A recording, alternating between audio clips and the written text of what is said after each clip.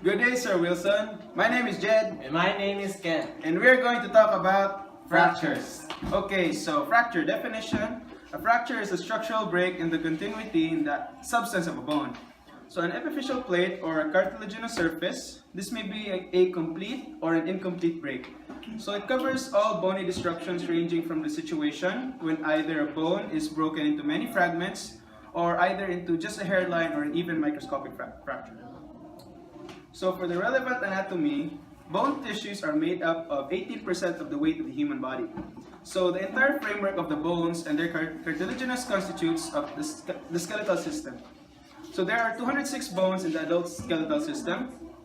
They're classified into two groups, which is the axial skeleton and the appendicular skeleton. So your axial skeleton composes of your skull, vertebral column, and your rib cage, while your appendicular skeleton composes of your upper and your lower limbs, your shoulder, and your pelvic girdles. So the function of the skeletal system, it provides as a hard framework that supports the body and cradles its soft organ. It provides protection by encasing soft tissue organs. It serves as levers during motion, serves as mineral reservoirs. It's a main site for blood cell formation or hematopoiesis. So classification of long bones based on the shape. So you have six types. You have your long bones, your short bones, your flat bones, your irregular shaped bones, your sesamoid bones, and your sutural bones. So your long bones have greater length than width. Consists of the shaft, a variable number of the extremities, such as your femur and your humerus. Your short bones are somewhat tube-shaped and are nearly equal in length. For example, it's your wrist and your ankle bones. Your flat bones are generally thin and composed of nearly two parallel plates of compact bones. For example, is your sternum. And for your irregular bones, you have your complex shape that cannot be grouped into any of the categories, such as your vertebra or your hip bones. Your sesamoid bones are shaped like sesame seed, for example, your patella, and your sutural bones are the bones that are located between the sutures of your cranial bones. So for the structure of the bones, we're going to talk about the gross anatomy, microscopic, and the chemical levels. So for the gross anatomy, under is your bone texture, which comprises of your compact bones. It's a dense external layer that looks smooth and solid. And your spongy bones, found internal to the outer layer, composed of needle-like of flat pieces, trabeculae, and open spaces filled with red and yellow marrow. So for typical long bone, it comprises of your diaphysis or your shaft. This forms the long axis of the bone and is relatively thick, compact bone that surrounds the medullary cavity. Your epiphysis are the bone ends, compact exterior and spongy interior. You have your membranes. This is an external surface of the bones, except joint surfaces, is covered and protected by a double-layered membrane. And for your short, irregular, and flat bones, periosteum-covered compact bones on the outside, and the endosteum covers the spongy bones on the inside. So for the microscopic anatomy, compact bones comprise of osteon, tiny weight-bearing pillars group of hollow tubes of bone matrix. Central or haversian canal contains blood vessels and nerve fibers. You have your perforating or your Volkmann's canals, which connect and supply the nerves of the periosteum to the central canals. You have your lacunae or your spider-shaped osteocytes, which occupy small cavities or junctions in between the lamellae. You have your canaculi or hair-like canals, which connect the lacunae to each other. For your spongy and trabecular bones, they consist of trabeculae. Trabeculae contains irregularly shaped lamellae and osteocytes interconnected by a canal colline, and there's no osteum found in between. So for your chemical composition, organic components comprises of your osteocytes, your osteoblasts, which are your bone-forming cells, your osteoclasts, which are your bone-destroying cells, fibroblasts are your produce collagen fibers, chondroblasts secrete cartilage matrix, your osteoid produces ground substances, and for your inorganic components, you have your inorganic hydroxyapatites or mineral salts, largely calcium salts, provide bone hardness to resist compression. Etiology. External causative factors. Violence, trauma. Bone is normal, the causative force is maximal. So direct violence. Blows or falls, break occurs at the point of impact on the ground or object. It's the most common mode of violence. Injury force is applied directly to the bone at the site of the fracture, usually open, either comminuted or transverse. Example is metatarsal bone fracture after heavy weight dropped on the foot. Indirect violence. Force is transmitted to the bone through some part of the body. Usually follow rotational injuries and may be oblique or spinal. Example, radial head fracture after fall with outstretched hand. Internal causative factors due to muscle action. Examples, patellar fracture due to sudden quadriceps muscle contraction, humeral fracture during sudden throwing of ball. Pathological fractures. Occurs through a bone that is already weakened by disease. Condition where there is lesser bone density or bone demineralization compared to normal or thinning in the compact bone, and replaced by spongy bone, causing inability of the bone to withstand stresses results to breaks. Can occur at the site of simple tumors or fractures in SCI due to significant osteoporosis during the first few months. Occurs especially in the lower limbs. Congenital, osteogenesis imperfecta, fibrous dysplasia, or inflammatory osteomyelitis. Neuroplastic, benign, malignant, metabolic. So fatigue fractures, a fracture that develops from chronic stress or strain. For example, fractures of the second metatarsal or March fracture, often seen in Army recruits. Epidemiology. Fracture is one of the most common skeletal injuries that affect both young and old individuals. Green stick fracture is most common in children. Hip fracture is common in adults after fall. Pathophysiology. When normal bone is subjected to sufficient violence to cause it to break, considerable damage inevitably occurs to the soft tissue structures that surround it. The periosteum is stripped from the bone and torn through on the side opposite to that which the injury force was applied. Blood vessels contained in the bone and periosteum are ruptured, and a hematoma forms around the fracture site.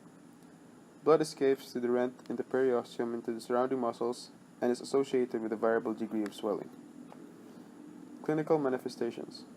Physical signs of fracture are abnormal movement in the limb due to movement at the site of fracture, crepitus or grating sound between bone ends, a deformity that can be seen or felt, bruising around the fracture, tenderness over the fracture site, pain and stressing the limb by bending or longitudinal compression, impaired function, and swelling at the fracture site.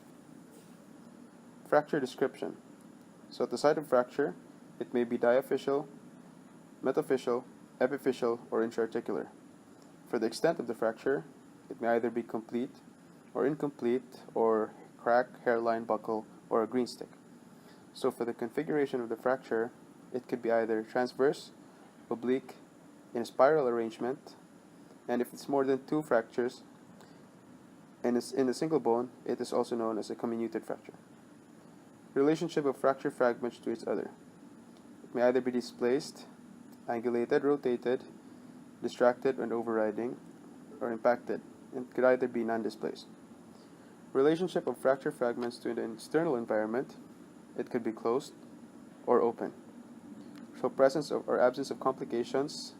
Complicated fractures could result in damage to organs, and uncomplicated fractures does not result in any local or systemic complication.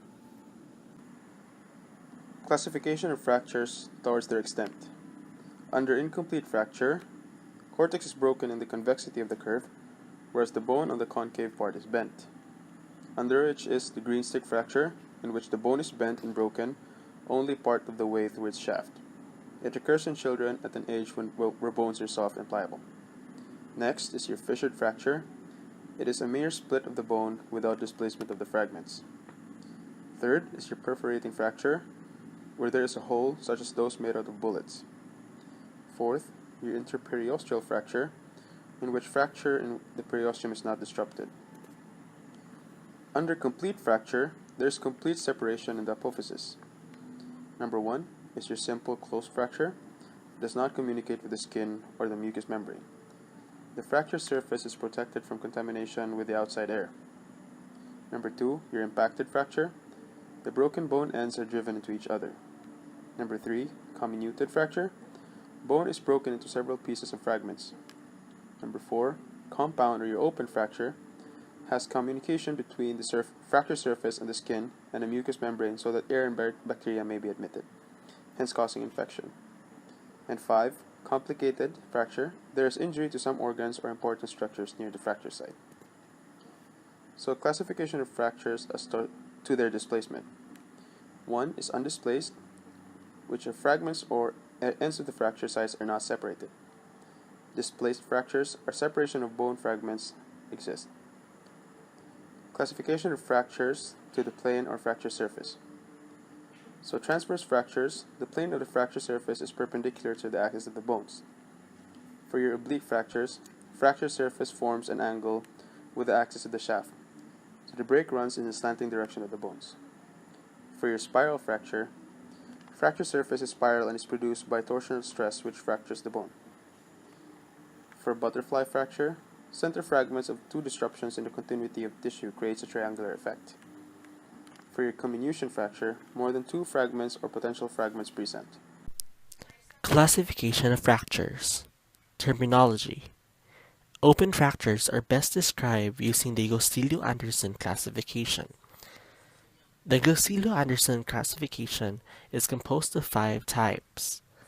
Type 1. Open fractures with wound size less than 1 cm long.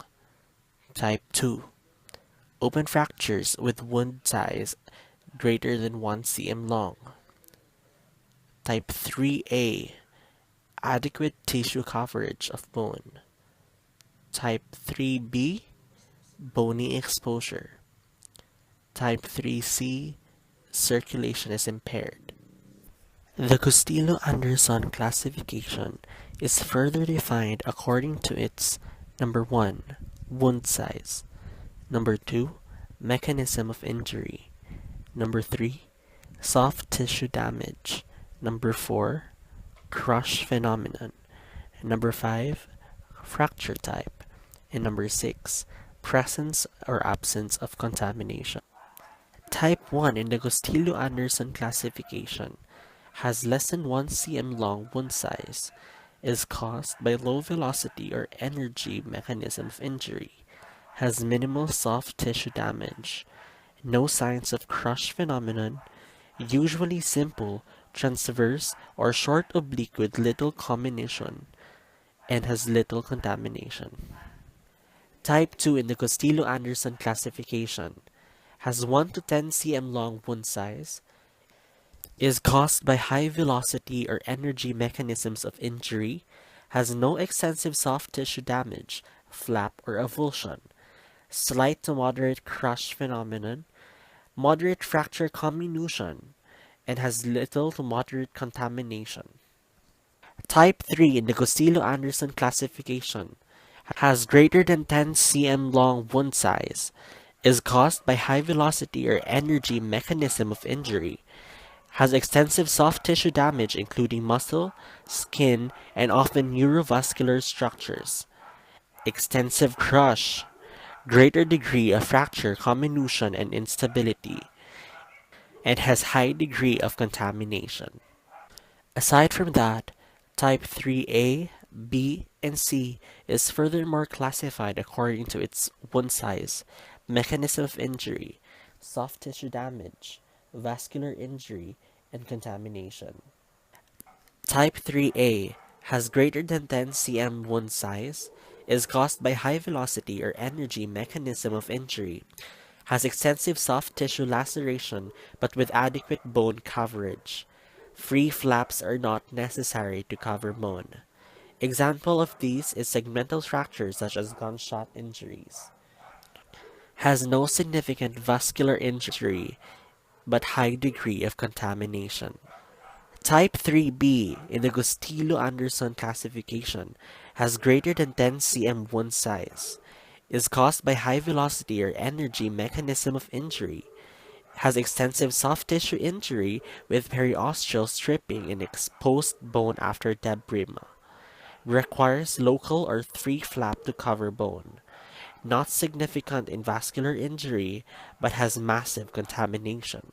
Type 3C in the Gostillo-Anderson classification is characterized by a greater than 10 cm long wound size, is caused by high velocity or energy mechanism of injury, has extensive soft tissue injury with periosteal stripping and exposed bone after debridement, and requires local or free flap to cover bone.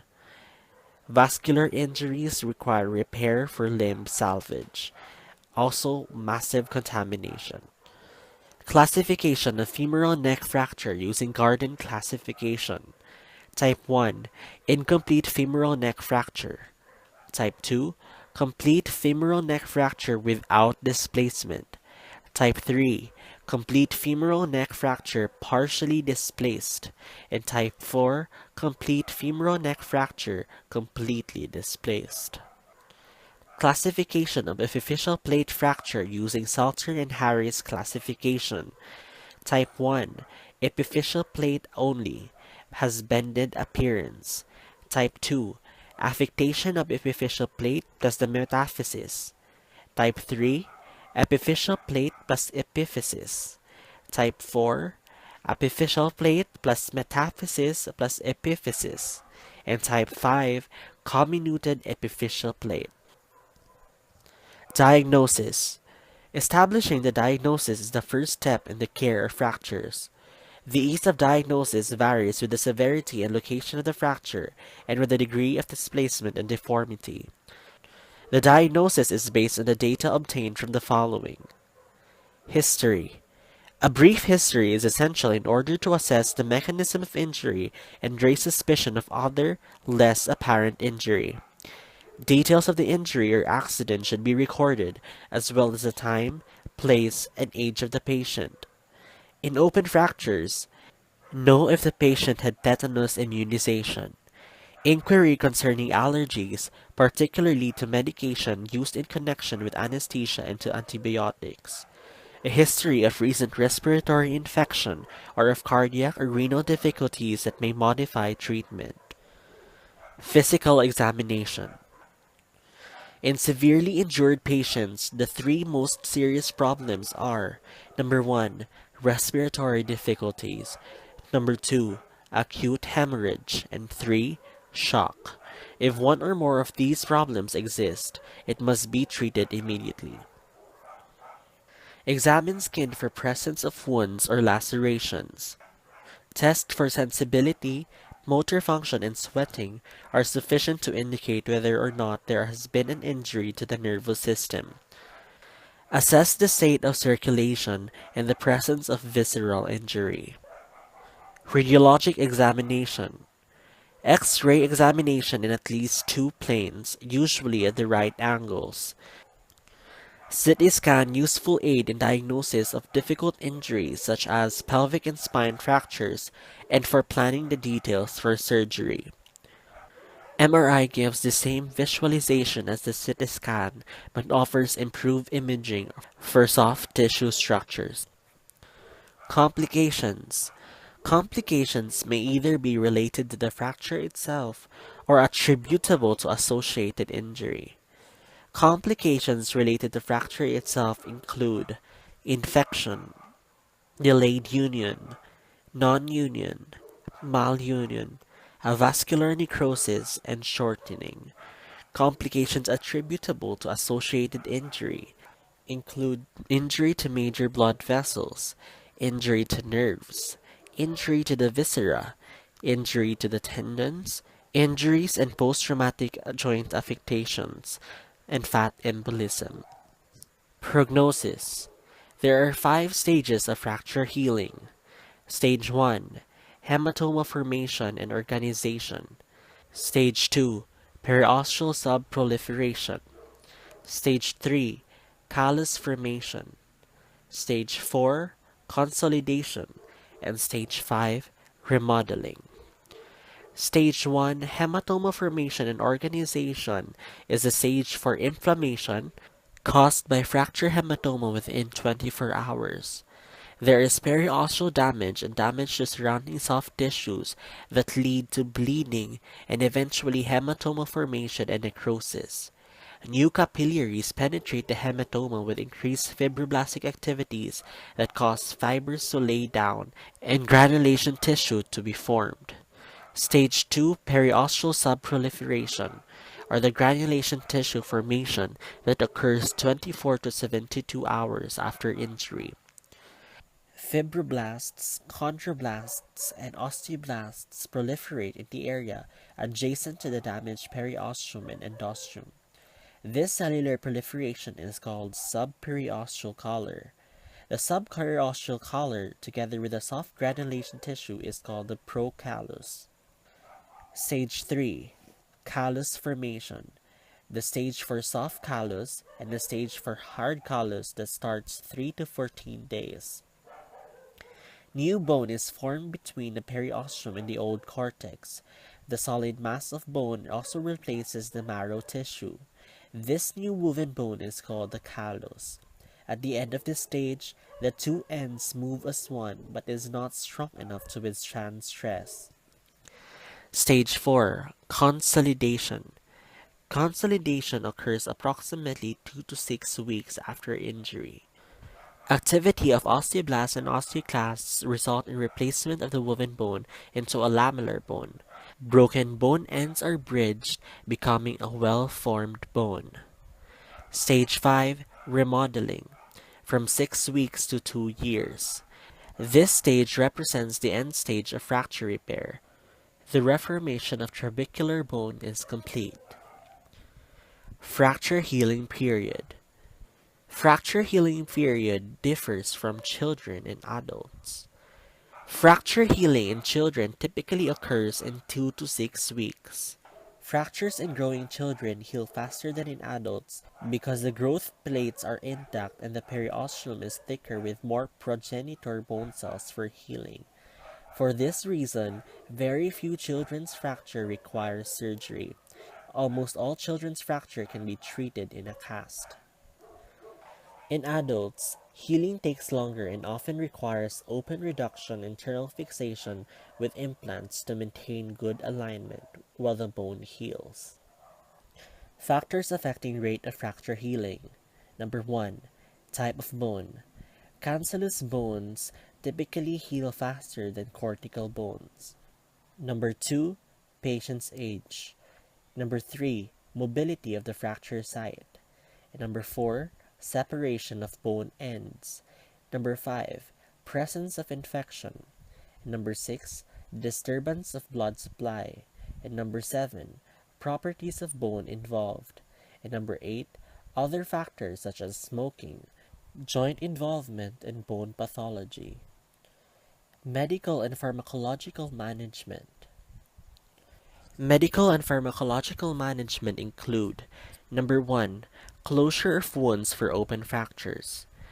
Closure of wounds may be primary, delayed primary, secondary, or can be done through suture or skin grafts.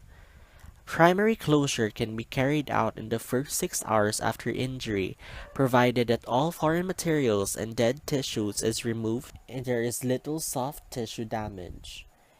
Secondary closure is closure after the wound has been allowed to granulate for 4 to 5 days and up to several weeks after injury. Second, medical pharmacological management is through surgery. And third, medical pharmacological management is through reduction or replacement of bone fragments to as near anatomic position as possible. Techniques of reduction. Number 1. Manipulation, usually with anesthetics, most adopted for fractures and dislocations. Number 2. Traction. Some fractures and dislocations may be reduced slowly by traction, performed when manipulation is inappropriate. Number 3. Open reduction. Advantage of allowing accurate reduction, but carries the risk of infection. The skin is cut in this procedure and is always combined with either external or internal fixation. Reduction is maintained by intrinsic stability, external fixation through splintage and traction, internal fixation. Fixation is maintained until bone union. Long bones in adults unite approximately 12 weeks. Cancellous ends of long and short bones unite after 6 to 8 weeks, and shaft of long bones in baby unite approximately 2 to 3 weeks after. PT management.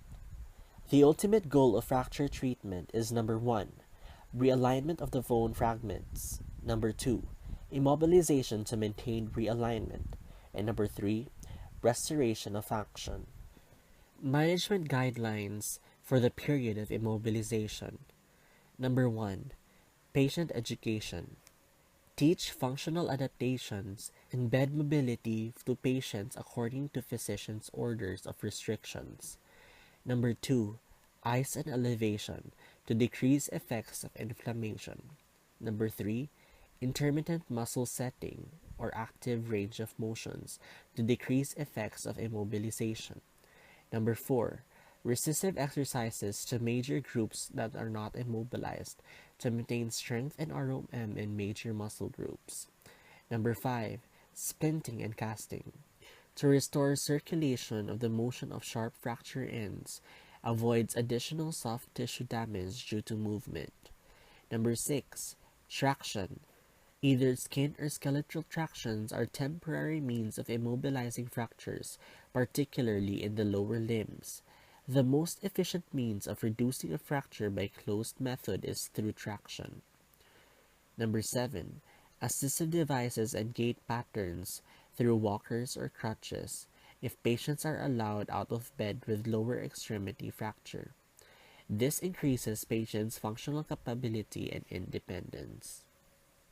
Management guidelines for post-immobilization. Number 1, the use of partial weight bearing in lower extremities and non-stressful activities in the upper extremities provide protection until radiologically healed bone. Number 2, active range of motions and gentle multi-angle isometrics are helpful in initiating active exercise regimens. Number 3, joint play stretching techniques grades 3 and 4 increases joint and soft tissue mobility. Number 4, resistive and repetitive exercises as range of motion increases and bone heals increases strength and muscle endurance. And number 5, safe aerobic exercises that do not stress the fracture site improves cardiorespiratory fitness.